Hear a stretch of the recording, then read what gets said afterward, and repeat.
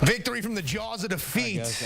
Kyle Shanahan from the game. Green wiping his brow. He returned. Juwan Jennings cleared the concussion protocol. Ambry Thomas had an ankle. Go ahead. You guys were down. Was it just to maintain focus at halftime when nothing was going right for you guys? I mean, no other choice. I mean, it was nice that we were starting out with the ball in the third, so it gave us some hope in that way. And also, it being a 17-point game was encouraging because it looked like it should have been worse. That's definitely how it felt. That's how the numbers looked. But we were only down 17, which that's not too much. But you got to start playing a lot better in order for that not to be too much. And came out in the third quarter, and when we finished with a field goal, I definitely thought that wasn't enough. But then I think our D stopped him on a fourth down the next time. Then we got a touchdown. Then I want to say the next drive was the turnover. And then just like that, it was just three drives. And I think by the end of the third, it was a tie game. And then it was like, all right, it's the first quarter again, but it's the fourth. Let's start.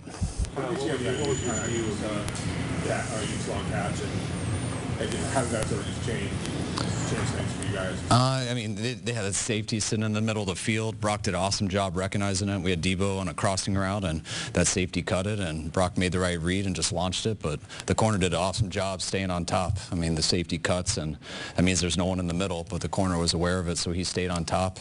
I was worried that for it to be a pick when it's like that. Brock makes the right read, but then he launches it, and BA just did a hell of a job going up for it, so it wasn't going to be a pick, and then he came down with the catch, which was huge. I was never able to see whether he was down or not. They said he was, so it's great we punched it in later. What did that play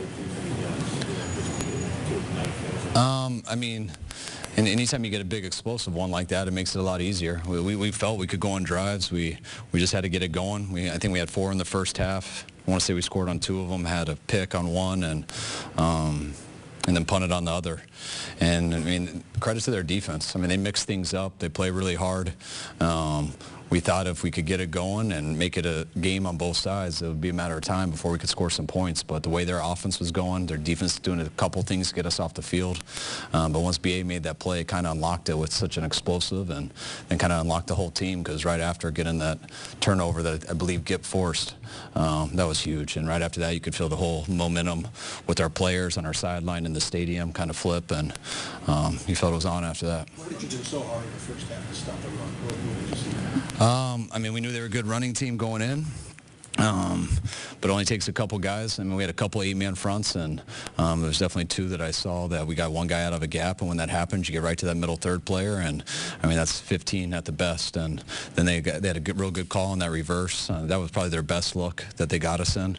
But we had a couple missed tackles, a couple guys out of gaps, and it was it's hard to win like that. But the guys tightened it up there in the second half and got it done. What did you talk about at halftime? What adjustments did you make?